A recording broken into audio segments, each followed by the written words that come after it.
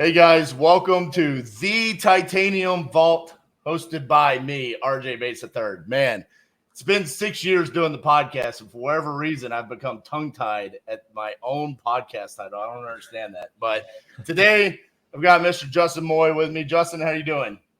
RJ, I'm doing great, man. I'm glad to be on the show. Been listening for a while. Get to see the Viking beard in action.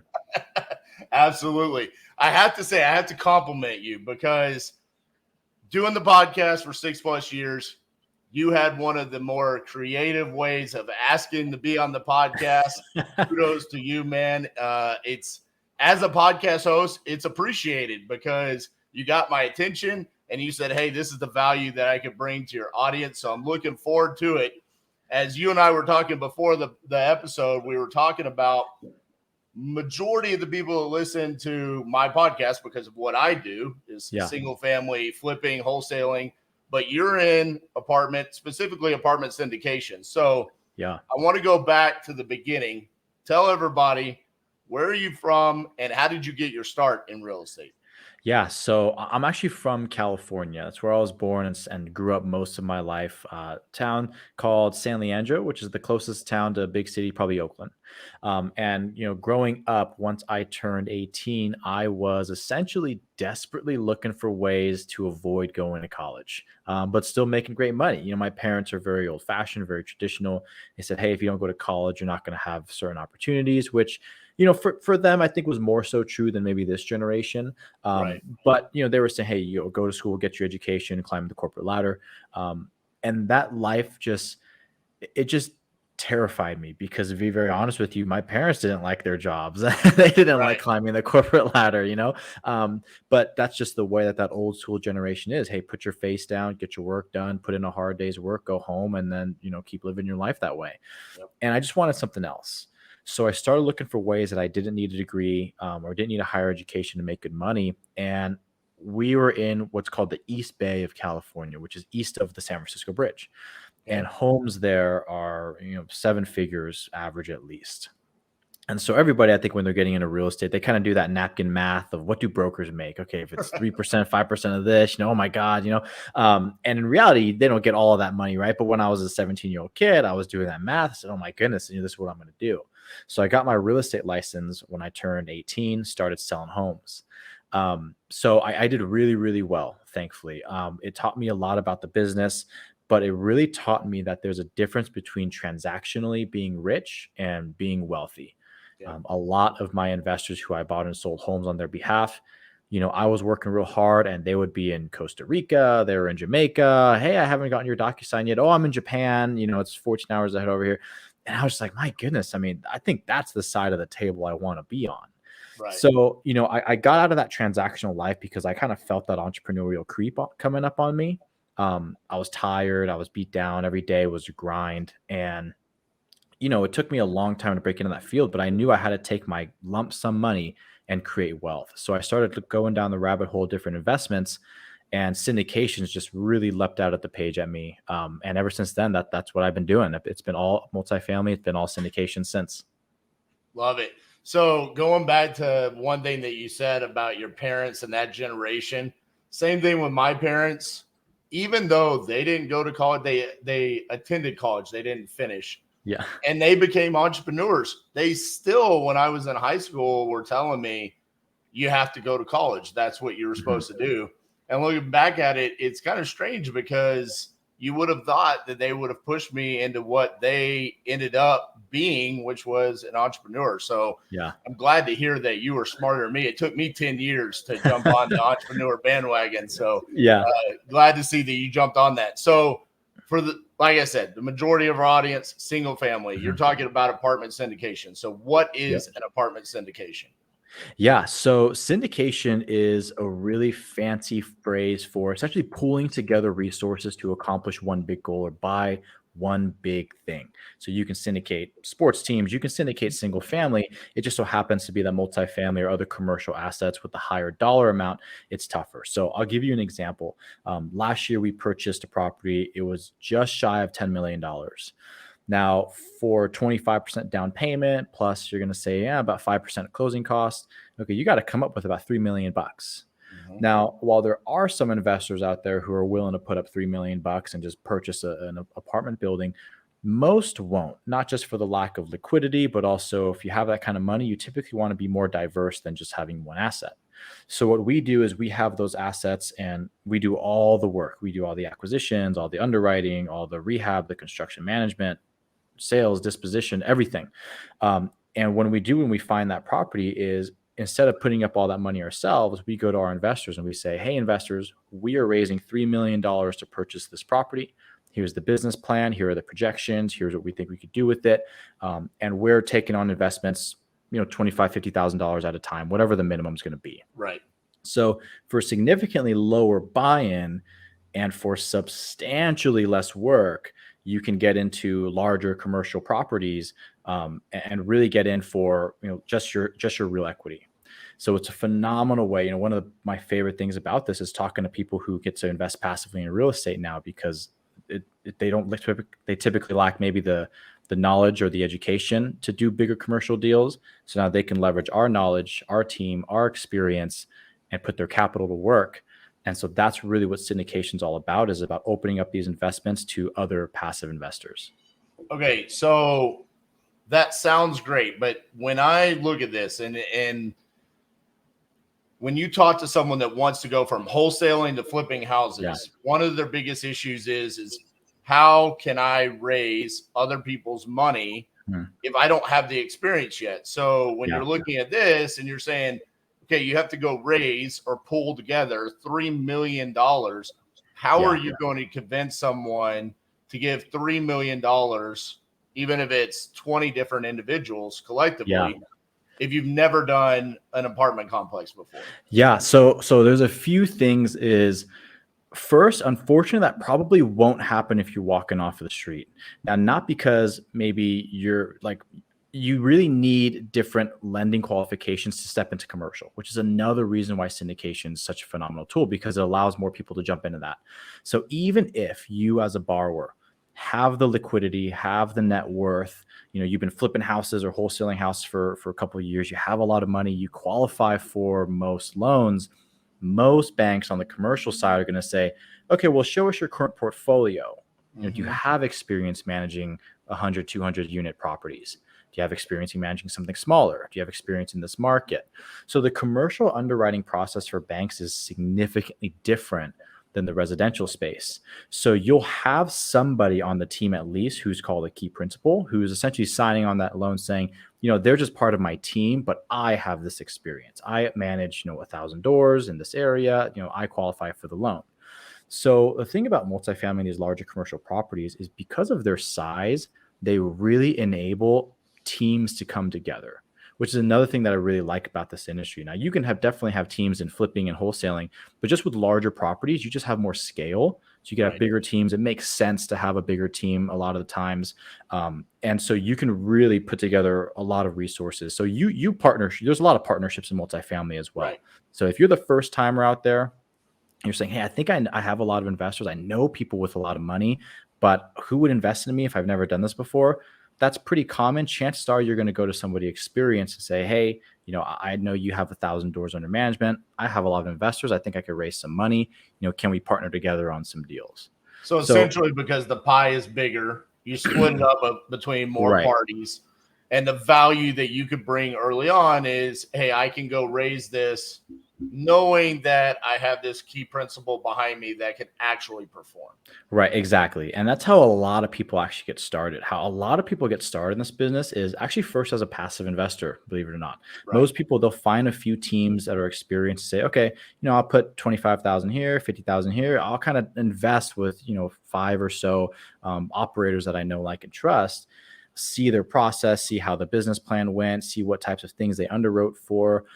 And then they kind of start to step into that space themselves. Okay, well, maybe I'll raise a couple $100,000. And then next time I can raise a couple $100,000 more. And then it just keeps growing and growing. So yeah, there's a lot of baby steps that you take. You don't just jump into a market and start buying 100-door properties. Most people kind of follow that path where they're passive investors, and then they raise a little bit of money, then they raise a little bit more money, and then their team grows, their portfolio grows, and it kind of snowballs on itself. So on the raising capital side of things, I'm assuming that you're getting people to lend from their retirement accounts, because as most investors, we don't believe in those traditional retirement accounts anymore. Yeah. So talk about that a little bit as to kind of what is the sales pitch to a newer investor on why they should get someone to either do a self-directed IRA or something along those lines to invest with us as the apartment syndicators. Yeah, I mean, I feel, I'm preaching to the choir with a lot of people who, because we always hear those retirement accounts, we kind of roll our eyes, right? Right. You're a sheep, that's what the sheep do. They put their money there for whatever, 8% a year. Yeah, if you're talking to investors, I would say actually not as many of our investors do their retirement account rollovers. It's probably closer to maybe 30%. So it's not as much as you would think. And part of the reason for that is sometimes people will start that way, but then they'll say, oh man, you've been able to do what with my money in my retirement? Okay, well now instead of putting there, I'll just start to build another nest egg in my bank account. Then we'll invest with that. So yeah, about 30% of our investors will do their retirement accounts. And really, the pitch for that is look at the performance of your retirement account over the past 10 years. I mean, you probably averaged, even accounting for the good years, 8%. A conservatively positioned portfolio retirement account does about 8% gross. In value add multifamily, you're pitching upper double digits. The goal, typically the benchmark, is to about double your money every 5 years, which paces you for about 20%. Wow. So the top line is a lot better, and then the tax benefits as well. We have some investors that love the tax benefits more than anything. That's probably what a lot of your listeners will love, because they're real estate professionals. They have a ton of access to the tax benefits, to the depreciation, to the write-off expenses. So there's a mixture of reasons why people jump over into the private sector, specifically in some type of syndication. So let's use some round numbers there. So say I give you $100,000. Sure. And you're talking about over the course of 5 years doubling that money. But let's talk about those tax benefits. What does that look like? Say if I'm running a wholesale business where, I'm pushing low seven figures, so $1 million a year. Sure. I'm going to have a pretty heavy tax burden, because why do we do wholesaling? Because there's not a lot of overhead, right? Yep. So there's just an opportunity for us to make a lot of profit. So what are those tax benefits look like for me? Yeah. So of course, the disclaimer is always not a CPA. I'm not giving that tax advice, right? But I'll tell you what we just closed out on, because it's tax season now as we record. Yep. So, I'm real estate professional status. We had an investment that we put in $50,000 into a syndication. And through getting our K1, we were actually able to write off about $40,000 of what's called paper loss. Right. Now, the property didn't lose money. The property made us money. We collected dividends for it. We collected cash flow for it. But what we were able to do is say, hey, in our regular jobs, let's just say you made, like you said, $1 million. We're able to take this piece of paper and say, well, actually, we're going to write off about $40,000 of that. So now you're going to deduct $40,000 from that. And if you have other properties, you can keep deducting. And one of the best parts about the real estate professional status is you don't have a limit to those deductions. You can grind those all the way down to zero. That's how Donald Trump is up there. And then you see the life he lives, and he's telling the IRS, well, I made $0 last year. Right. These are literally the tax benefits that you have. So yeah, it's especially powerful for real estate professionals, but even people whose primary income comes from a W-2. Our very loose rule of thumb, not a CPA advice, that we've typically seen is it's about a 20% of your investment write-off. So if you invest $100,000, you'll typically see about $20,000 of paper loss. Gotcha. Now, one of my other questions about this is because single family investors, a lot of them, they get into owning single family rentals. Yeah. There's kind of this stigma of property management of single family rentals can be a nightmare.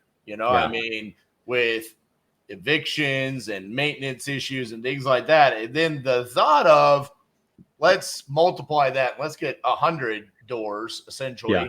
What is the management? How do you graduate to where it's like, because every time I interview anybody that's in multifamily, they're like, it's so much easier to manage 100 multifamily doors than it is 10 single family doors. So how is that easier? It is. And, when I first got in this business and I heard that too, I would kind of roll my eyes. I'm like, well, you just think it's easier because you've been there, done that. And they go, no, right. It's legitimately a lot easier. So, I've handled both.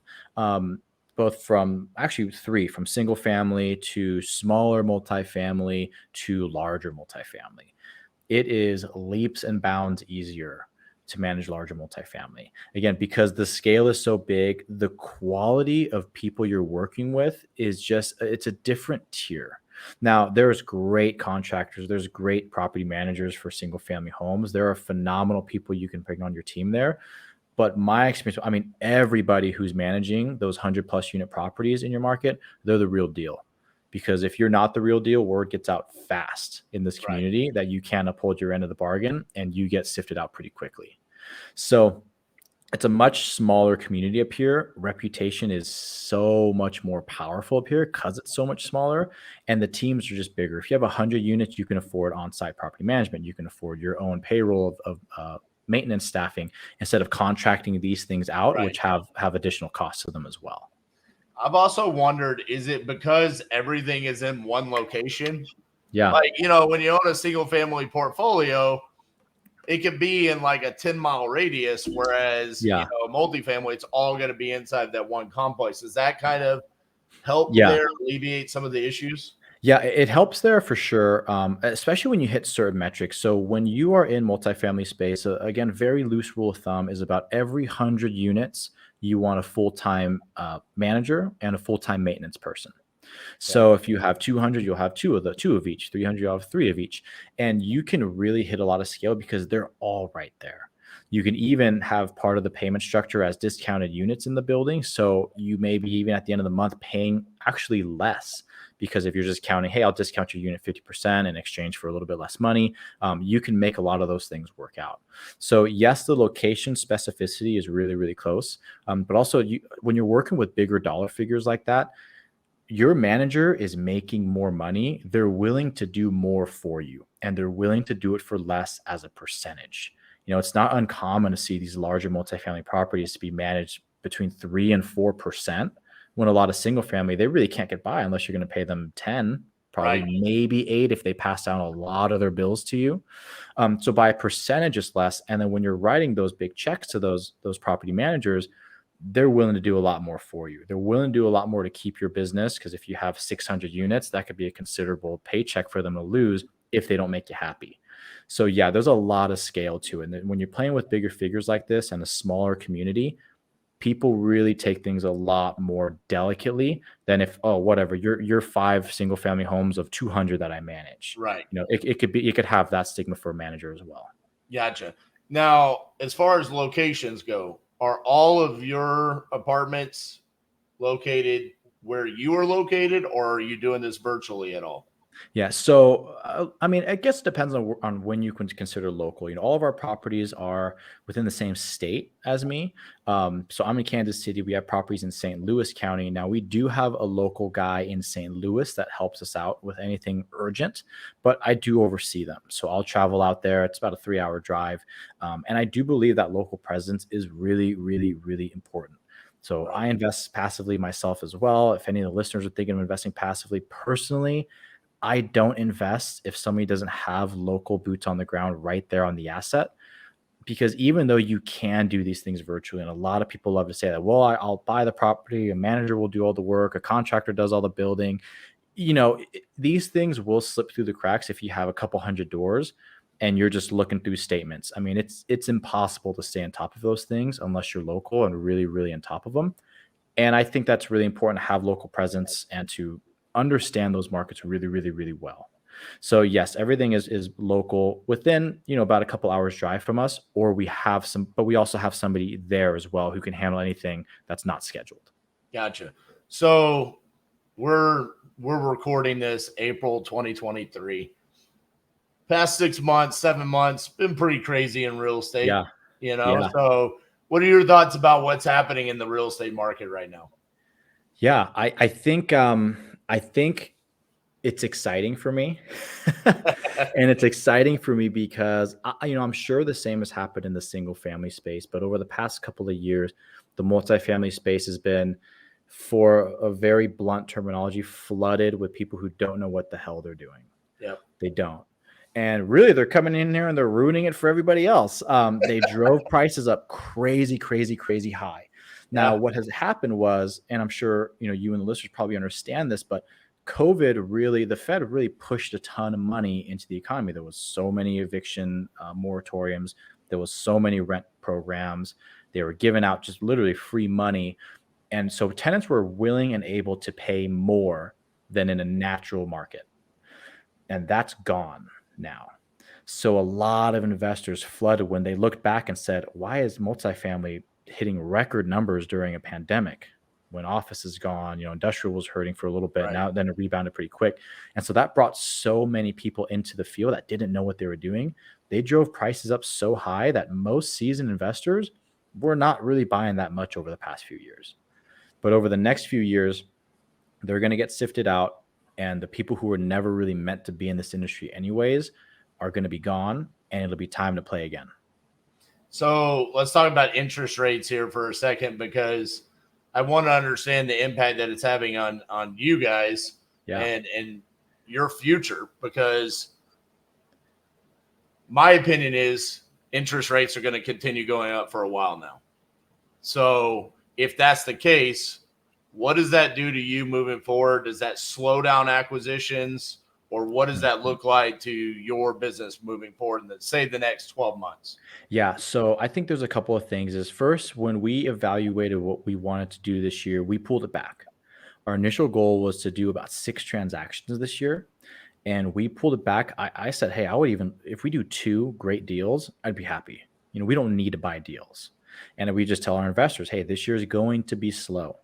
People are going to do fewer deals, but those deals will probably be better deals because distress is going to be coming up. So I forgot the figure. I mean, it's a couple of billions of dollars of distressed debt coming due in the next 2 years. Yeah. I think that's going to be really a big time to buy. Interest rates rising, it's really impacting, again, anybody who is having that floating rate debt. Now, we have floating rate debt, don't get me wrong. So we've had our payments increase as well, but we underwrite to the highest rate on that floating, because usually you'll buy a rate cap. So they'll say, hey, in the worst case scenario, you'll pay, 6%. Right now, our highest is 7%. So we already underwrote to that. So when we were not at 7%, we were actually doing better than our projections. Now we're just at our projections, which is totally fine. So you have to really understand different strategies that are going to come into play. If you have long-term permanent financing that's assumable, those properties are going to be really hot over these next few years. I think about 2 years probably for them to start really pulling back down, and another year of it really going up still. Like 2023, I think it'll continue to go up. So if you have assumable rate debt on your deals, those are going to be very enticing to people. If you have HUD financing, which are very low rate debt and they're locked in for like 35 years, those are going to be very attractive. So you just have to understand the environment you're in and what type of deals are going to be more desirable now. And if you have certain deals, hey, and you have that fixed rate debt that's in that 2, 3, 4%, okay, those are going to be really desirable now to assume. So you just have to know how to play the market and how to play things to your strategy. So it's interesting that you bring that up, because in the single family world, and you talked about this when you guys started, you were transactional rich, but you weren't wealthy. That's where you are now, is like you're saying, hey, it's okay. Oh, you're almost saying it's okay if we don't do any transactions this year. Yeah. Like, let's just make sure that if we do a transaction, it's a great transaction. Yeah. Because the opportunity is coming moving forward. If it's not this year, next year, right? Yeah. So when you're looking at that and you're talking to your investors and stuff, are you underwriting deals on a daily basis, trying to find those great deals? That's what absolutely. your job is pretty much on a Yeah. daily basis. Yeah. So I deal more so with the investors now, but our team underwrites deals every day, every single day. Any deal that comes across, and again, owners right now who don't need to sell, likely or not. So deal flow is down. We're underwriting about a quarter of the amount of deals per week than we were last year. Makes sense. If you are selling in a higher interest rate environment, more people are going to not sell if they don't have to.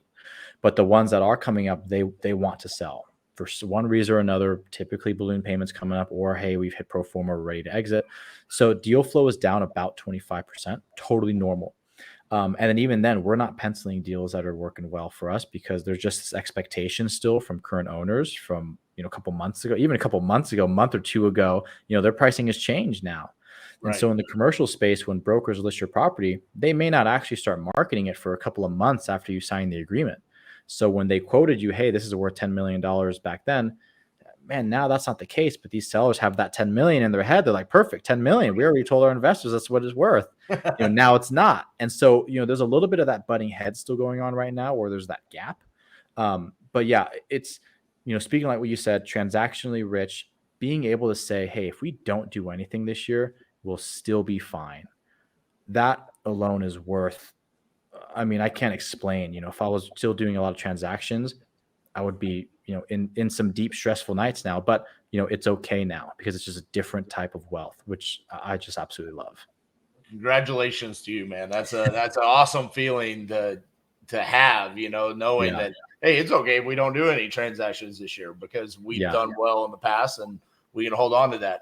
So what are some of the risks for doing apartment syndication? So you mean risk as like an investor if you're going to invest with some sponsors? An investor or on your side of things, right? As what would be your appropriate term? A sponsor. Some people call them a sponsor. Okay. Yeah, like a sponsor. Well, let's break them both down. So let's start as a sponsor. So let's say a sponsor is, for all intents and purposes, the active part of the investing. You're doing all the sweat equity, right? As a sponsor, your biggest risk, in my opinion, is you are now the custodian of investor money. You're now the custodian of investor money. And if you're like most people that get into this business, we're probably okay playing a little bit of risk with our own money. But when it comes to other people's money, you probably tone that back. You probably maybe don't buy all the deals that you would buy if you just were going in them yourself. So you have to understand you're the custodian of somebody else's money.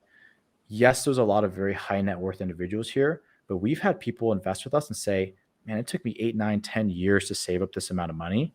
I'm really trusting you guys that this is the way to go. I've never done this before. I've never heard of this, but this is, maybe our stock portfolio tanked. Now I'm looking for something else. So it's a burden to have that on there, and you have to be extraordinarily confident in what you do. So the biggest risk is, I think, a lack of education on your part. And again, your reputation's everything in this business. You really can only mess up maybe a couple of times before everybody just kind of knows, like, you're just the mess up, like you're just the guy or the girl that messes things up. So the barriers to entry are a lot higher, and because of that, this community is a lot smaller. And there's a lot more nuances in this business. I'd say the biggest mistake I see people make is thinking that they can or should do it all. There's a lot of teams in this business. Again, maybe not so much in single family, or maybe your teams are smaller, but it's not uncommon to have a group in the syndication space where one, all they do is underwrite deals. The other, all they do is manage the asset. The other, all they do is handle dispositions. They have these very narrow verticals that they work with. And that's actually been very beneficial in this space. So I'd say you have to have a really, really, really good team. And that's probably your biggest risk, is not having a good team that can hold up all those portions of those verticals, because it's very, very hard to do everything yourself in this space.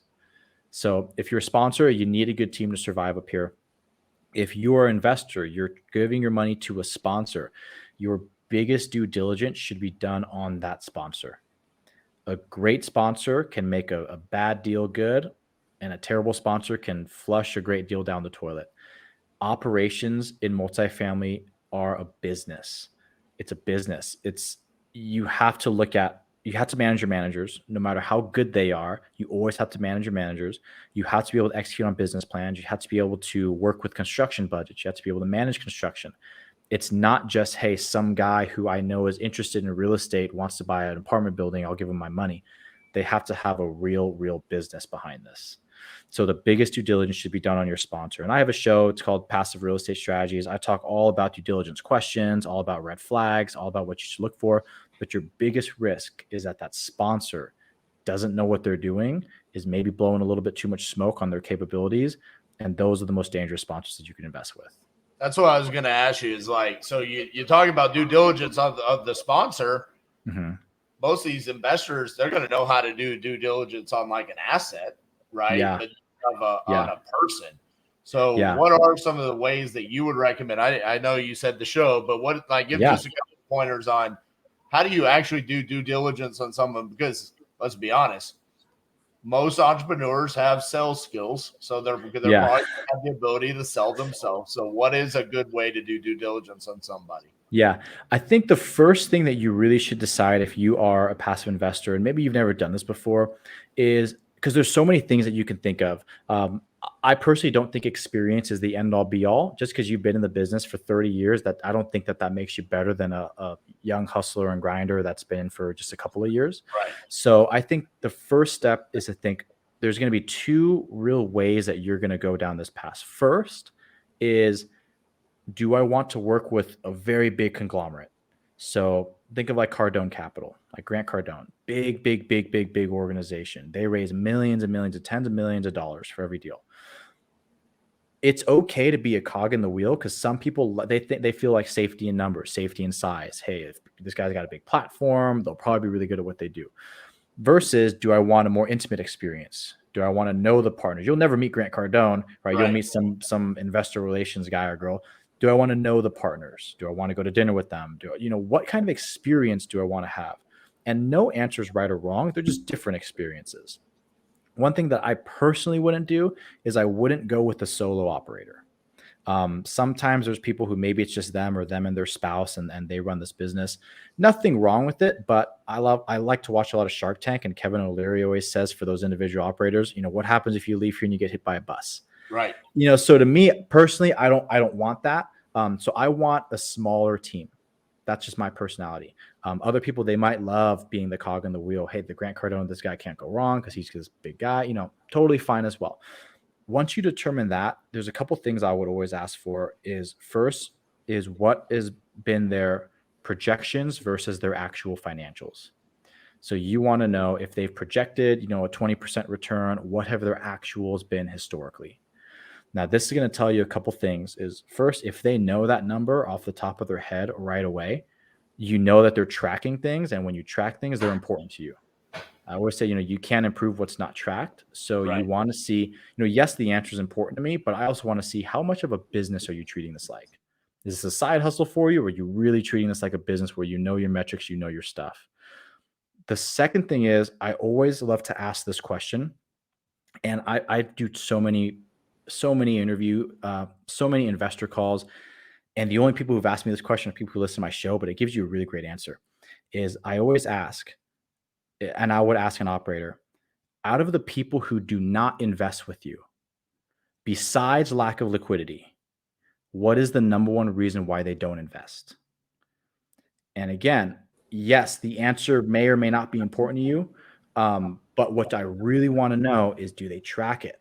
Do they follow up with the people who don't invest with them? Do they still treat those people equally? Because, hey, if you're not going to invest with me, I just don't care about you anymore or whatever. Or do you follow up? Because if you follow up, that means you care. If you care, that means you're getting better. So I want to know if they're collecting feedback, if they want to know why they dropped the ball and didn't get investments.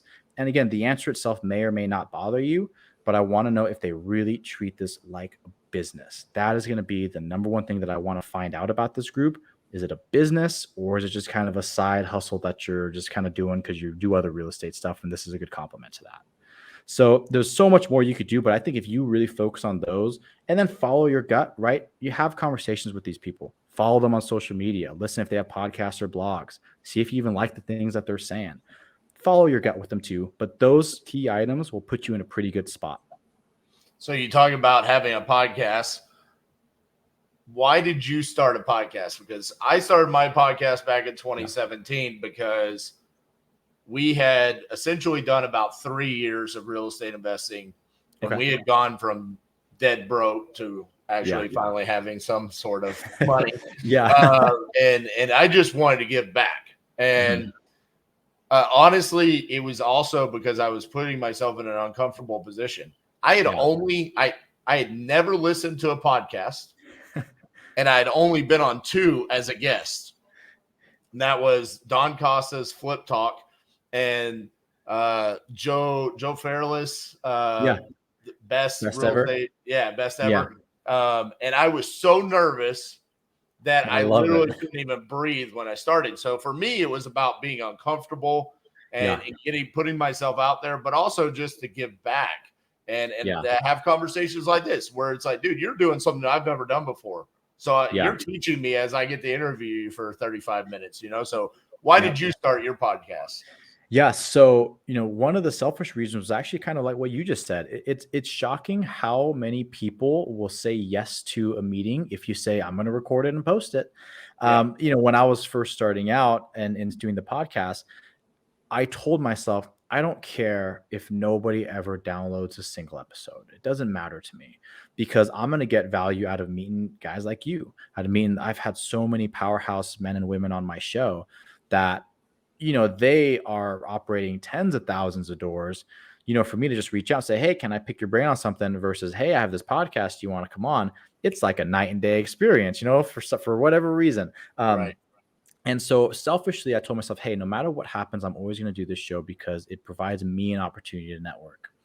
And one of my favorite jobs, or one of my favorite parts of this job, is actually talking with investors and just seeing people when they're like physically, their face will change when they start to just get it. Like, oh my God, I can actually invest in real estate and not have to do all this stuff. I can just be a lot of our investors are sales professionals.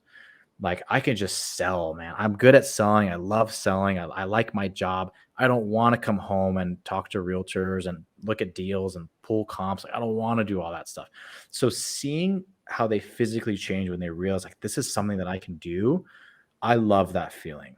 So my goal was to talk to more investors, meet more people. I also had a lot of people in my personal sphere of influence who were like, man, like, why don't you tell us more of these things? Why don't you educate your own friends and family on these? Because to me, I've been in real estate for so long since I was 18. It's almost unconsciously clear to me. I don't even understand that other people don't get certain aspects of real estate because I've just been in it for over 10 years now.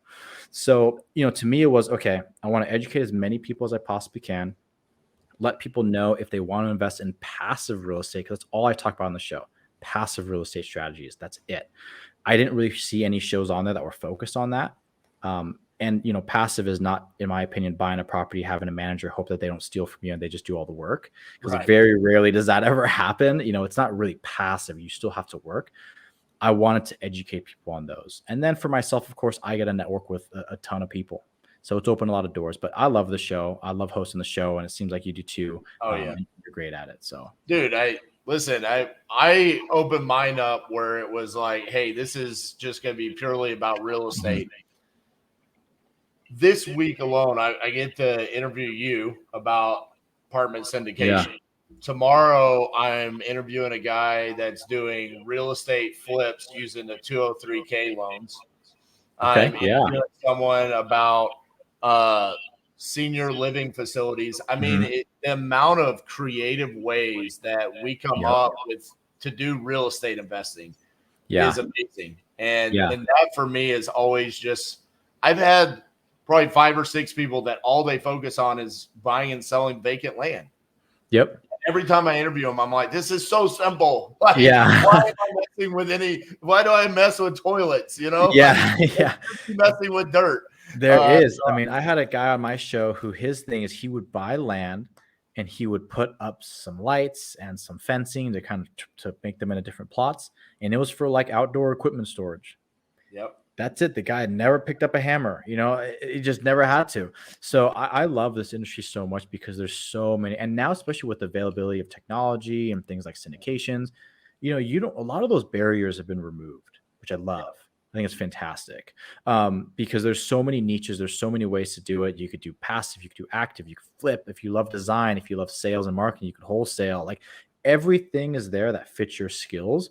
Even if your skill is not real estate, you could be passive. You could do a fund or a syndication, some kind of REIT. If you only have $1,000 and do a REIT. So is everything for anybody out there. And that's one of the reasons I love this space so much as well.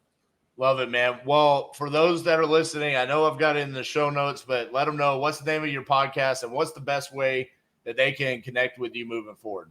Yeah. So the name of the podcast is called Passive Real Estate Strategies. So again, all we talk about is the 100% passive methods of investing, syndications, funds, REITs. Then we'll do things like turnkey investing, note investing. But if you love what you do actively and you want to invest passively, that's going to be the show for you. And the best way to reach me is probably we have an ebook that I always push people to. It's called The Definitive Guide to Passive Real Estate Strategies. On that page, you download the book. You'll actually get a personal email from me. I'll send you a selfie style video. I don't automate those. That's not AI just yet. I'll actually send you a personalized video, and you can reply to that email. You could text me anything you want. So that's at thedefinitive.guidebook.com. Awesome. Well, Justin, thank you so much for being on today's episode. Again, guys, remember, I only accept 5-star reviews. So go leave us a 5-star review today. And if you didn't like the episode that much and you don't want to leave me 5 stars, remember my good friend Steve Trang gladly accepts those 3-star reviews. I only accept the 5 stars. Okay. Thank you, guys. See you, Justin. Thank you.